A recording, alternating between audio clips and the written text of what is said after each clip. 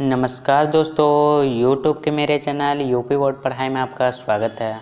अभी तक आपने मेरे चैनल को सब्सक्राइब नहीं किया है तो प्लीज़ मेरे चैनल को सब्सक्राइब करें तथा अगर यह वीडियो अच्छी लगे तो लाइक ज़रूर करें। कमेंट करके ज़रूर बताएं कि आपको यह वीडियो कैसी लगी और अपने दोस्तों में जितना से जितना हो सके शेयर करें। तो हम लोग दोस्तों क्लास 11 का फिजिक्स पढ़ रहे थे। फिजिक्स में हमने चैप्टर 10 में मतलब तरलों के यांत्रिक गुण में प्रीवियस वीडियो में हमने क्रांतिक वेग तथा श्यानता देखा। इस वीडियो में हम लोग वेग प्रवणता तथा श्यानता गुणांक पढ़ने वाले हैं। तो यह टॉपिक न्यूमेरिकल या कह सकते हैं एग्जाम्स के लिए बहुत ही इम्पोर्टेंट है। तो चलिए वीडियो को स्टार्ट करते हैं। तो जो आज का हमारा टॉपिक है वह है वेग प्रवणता तथा श्यानता गुणांक। तो हम सबसे पहले वेग प्रवणता देखेंगे, उसके बाद हम श्यानता गुणांक देखेंगे, क्योंकि जो श्यानता गुणांक है वह वेग प्रवणता से कुछ न कुछ संबंध रखता है। तो चलिए हम पहले वेग प्रवणता को देखते हैं। तो माना कि कोई द्रव वो एक क्षैतिज तल पर प्रवाहित हो रहा है तथा जो द्रव का प्रवाह है वह धारारेखी है। द्रव की वह परत जो तल के संपर्क में है स्थिर रहती है। जैसे जैसे OX से ऊंचाई बढ़ती है वेग बढ़ता जाता है। द्रव की सबसे ऊपरी परत में वेग सबसे अधिक होता है। तो हमने प्रीवियस वीडियो में बताया था कि अगर कोई धारा प्रवाहित हो रही है तो जो उसके सबसे ऊपर का परत होगा उसमें सबसे अधिक धारा होगी तथा उसके सबसे नीचे का जो परत होगा उसमें सबसे कम धारा का वेग होगी। तो यहाँ पे OX क्षैतिज तल पे कोई द्रव प्रवाहित रहा है और वह द्रव धारारेखी है। तो जैसे जैसे हम OX से ऊपर बढ़ते जाएंगे तो हमारा द्रव का वेग भी बढ़ता जाएगा। तो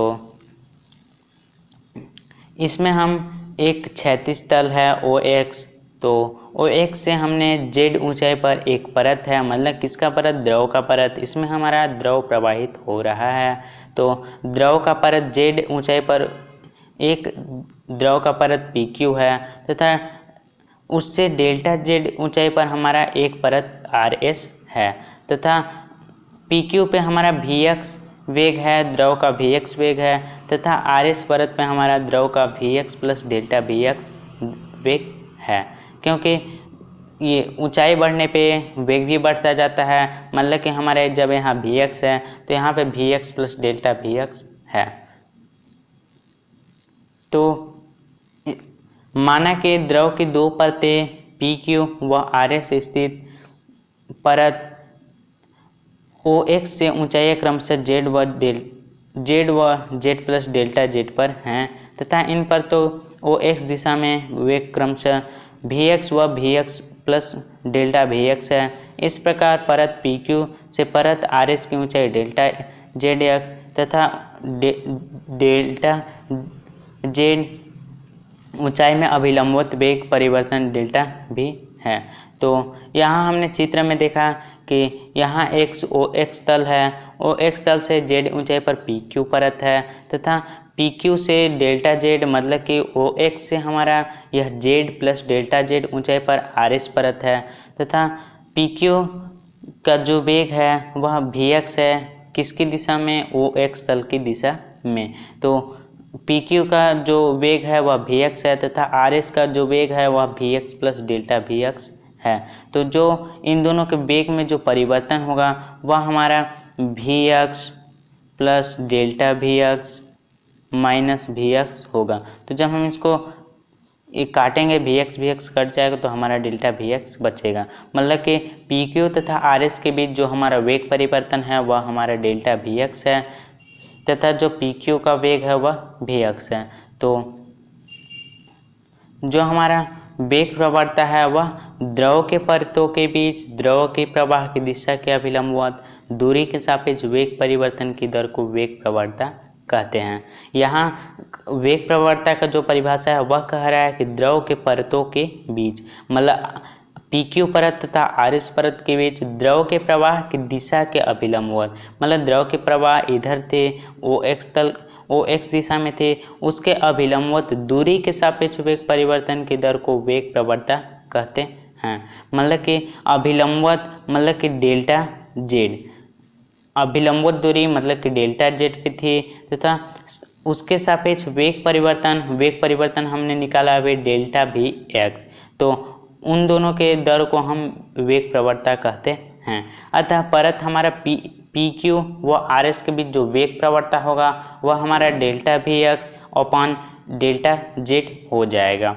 तो जहाँ जो डेल्टा वी एक्स है वह हमारा वेग परिवर्तन है तथा डेल्टा जेड है वह अभिलंबवत दूरी है, उन दोनों परतों के बीच हमारा अभिलंबवत दूरी है। तो वेग प्रवणता का सूत्र से हम परिभाषा निकाल सकते हैं कि द्रव के प्रवाह की दिशा में अभिलंबवत दूरी डेल्टा जेड मतलब अभिलंबवत दूरी के सापेक्ष वेग परिवर्तन के दर को वेग प्रवणता कहते हैं।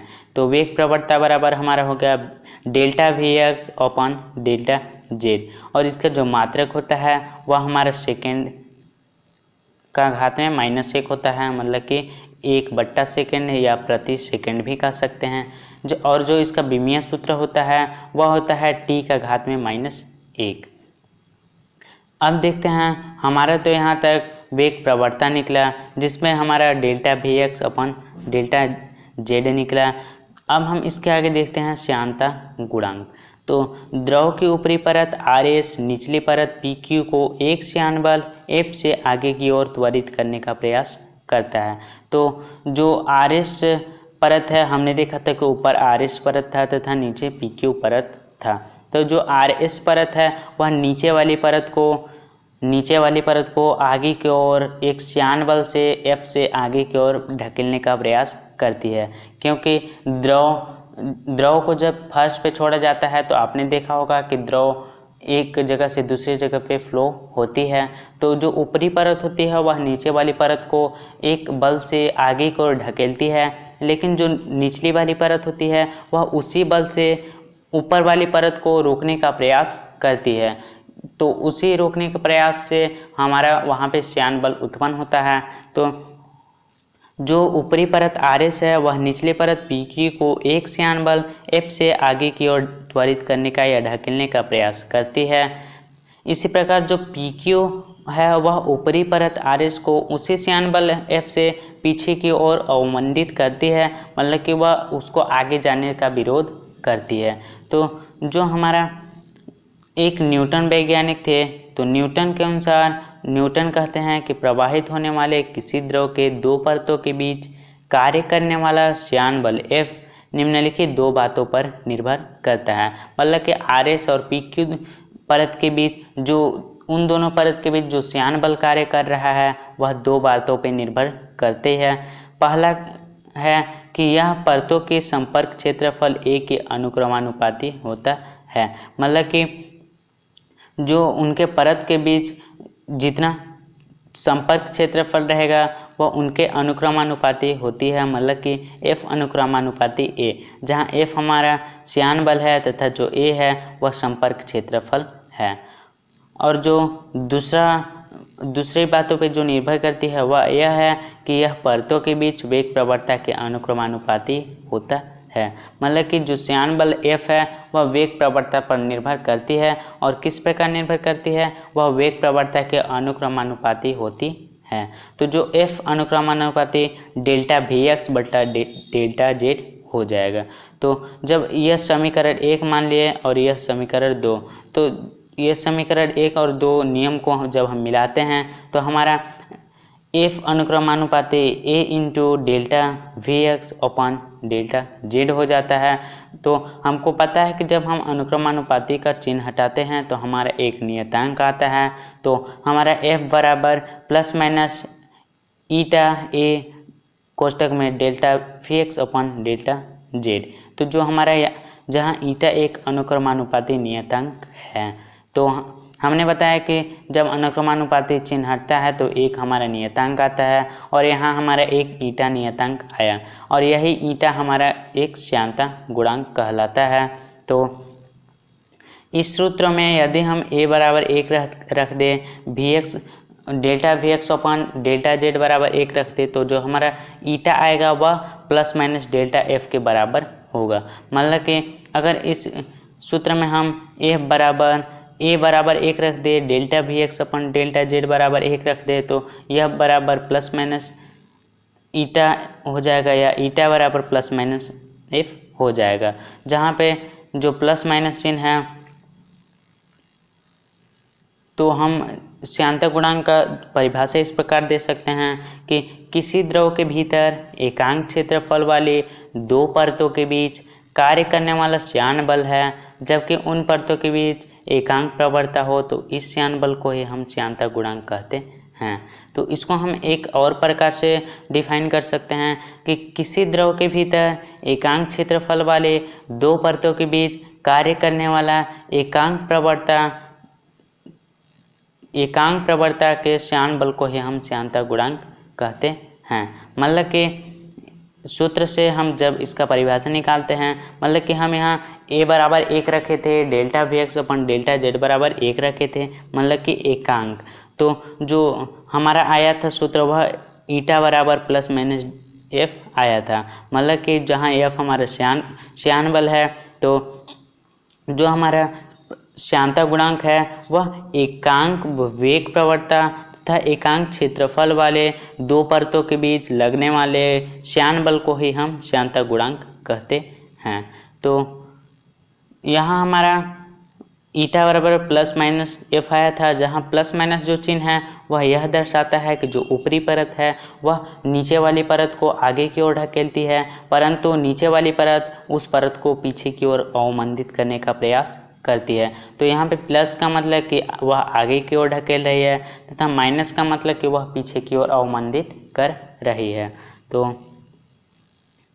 तो उपरोक्त सूत्र में प्लस माइनस चिन्ह यह प्रदर्शित करती है कि बल F दो परतों के बीच अन्योन्य बल है, मतलब कि एक आगे की ओर ढकेल रही है जबकि पीछे की ओर नीचे वाली पीछे की ओर ढकेल रही है।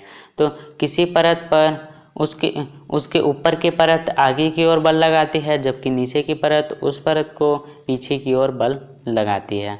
तो इसके आगे अब हमारा आता है श्यानता गुणांक की विमाएं एवं मात्रक।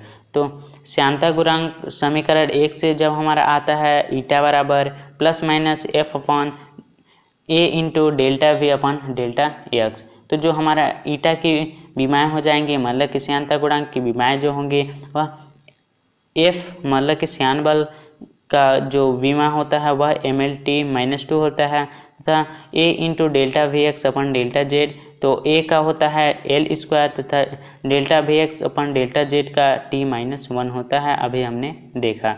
तो यहाँ से L स्क्वायर से यहाँ से एक L से एक L कट गया तथा जो हमारा ईटा का बीमा आएगा मतलब श्यानता गुणांक का बीमा आएगा वह ML-1 T-1 आएगा। तो जो हमारा SI मात्रक है इसका वह है kg प्रति मीटर सेकेंड। तो इसका अन्य मात्रक देखें तो पॉइज होता है, एक पॉइज बराबर 1/10 kg प्रति मीटर सेकेंड, और 1 kg बराबर इसको हम इस प्रकार से बोल सकते हैं कि 1 kg प्रति मीटर सेकेंड बराबर 10 पॉइज। तो जो इसका अन्य मात्रक पॉइज है उसको आप लोग याद कर लीजिएगा, क्योंकि न्यूमेरिकल में इस पॉइज के अनुसार क्वेश्चन पूछा जाएगा। तो इसका SI मात्रक हमने देखा kg प्रति मीटर सेकेंड तथा इसका अन्य मात्रक देखा पॉइज, और एक पॉइज बराबर 1/10 kg प्रति मीटर सेकेंड या 1 kg प्रति मीटर सेकेंड बराबर 10 पॉइज होता है। तो आज के लिए बस इतना ही दोस्तों। आज हमने इस वीडियो में पढ़ा कि वेग प्रवणता तथा श्यानता गुणांक क्या होता है। तो आई होप आपको वेग प्रवणता और श्यानता गुणांक समझ में आया होगा। तो अगर वीडियो अच्छी लगी होगी तो लाइक ज़रूर करें तथा अभी तक आपने चैनल को सब्सक्राइब नहीं किया है तो प्लीज़ चैनल को सब्सक्राइब करें। तो आज के लिए बस इतना ही दोस्तों, फिर मिलेंगे एक नए टॉपिक के साथ। Thanks for watching the video. Thank you.